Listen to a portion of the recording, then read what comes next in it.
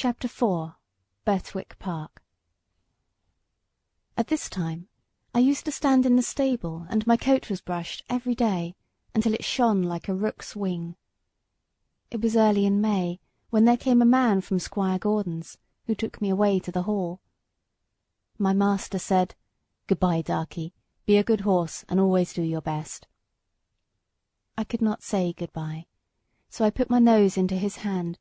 He patted me kindly, and I left my first home. As I lived some years with Squire Gordon, I may as well tell something about the place. Squire Gordon's park skirted the village of Birtwick. It was entered by a large iron gate, at which stood the first lodge, and then you trotted along on a smooth road between clumps of large old trees, then another lodge and another gate, which brought you to the house and the gardens.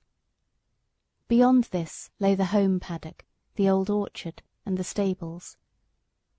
There was accommodation for many horses and carriages, but I need only describe the stable into which I was taken. This was very roomy, with 4 good stalls. A large swinging window opened into the yard, which made it pleasant and airy. The first stall was a large square one, shut in behind with a wooden gate. The others were common stalls, good stalls, but not nearly so large. It had a low rack for hay and a low manger for corn. It was called a loose box, because the horse that was put into it was not tied up, but left loose to do as he liked. It is a great thing to have a loose box. Into this fine box the groom put me. It was clean, sweet, and airy. I never was in a better box than that, and the sides were not so high but that I could see all that went on through the iron rails that were at the top. He gave me some very nice oats. He patted me, spoke kindly, and then went away. When I had eaten my corn, I looked around. In the stall next to mine stood a little fat grey pony with a thick mane and tail, a very pretty head, and a pert little nose. I put my head up to the iron rails at the top of my box, and said, "How do you do? What is your name?" He turned round as far as his halter would allow, held up his head, and said, "My name is Merrylegs. I am very handsome. I carry the young ladies on my back, and sometimes I take our mistress out in the low chair.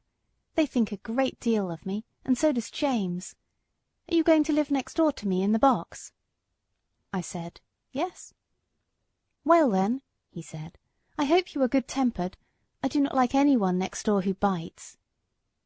Just then a horse's head looked over from the stall beyond. The ears were laid back, and the eye looked rather ill-tempered. This was a tall chestnut mare, with a long handsome neck. She looked across to me and said, "So it is you who have turned me out of my box. It is a very strange thing for a colt like you to come and turn a lady out of her own home." "I beg your pardon," I said. "I have turned no one out. The man who brought me put me here, and I had nothing to do with it. And as to my being a colt, I am turned 4 years old, and am a grown-up horse. I never had words yet with horse or mare, and it is my wish to live at peace." "Well," she said, "we shall see. Of course I do not want to have words with a young thing like you." I said no more. In the afternoon, when she went out, Merrylegs told me all about it. "The thing is this," said Merrylegs. "Ginger has a bad habit of biting and snapping. That is why they call her Ginger. And when she was in the loose box she used to snap very much.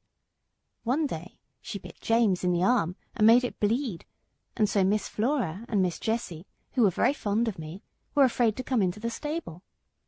They used to bring me nice things to eat, an apple or a carrot or a piece of bread, but after Ginger stood in that box they dared not come, and I missed them very much. I hope they will now come again, if you do not bite or snap." I told him I never bit anything but grass, hay, and corn, and could not think what pleasure Ginger found it. "Well, I don't think she does find pleasure," says Merrylegs. "It is just a bad habit. She says no one was ever kind to her, and why should she not bite? Of course, it is a very bad habit, but I am sure, if all she says be true, she must have been very ill-used before she came here, John does all he can to please her, and James does all he can, and our master never uses a whip if a horse acts right, so I think she might be good-tempered here. You see," he said, with a wise look, "I am 12 years old. I know a great deal, and I can tell you there is not a better place for a horse all round the country than this. John is the best groom that ever was. He has been here 14 years, and you never saw such a kind boy as James is, so that it is all Ginger's own fault that she did not stay in that box."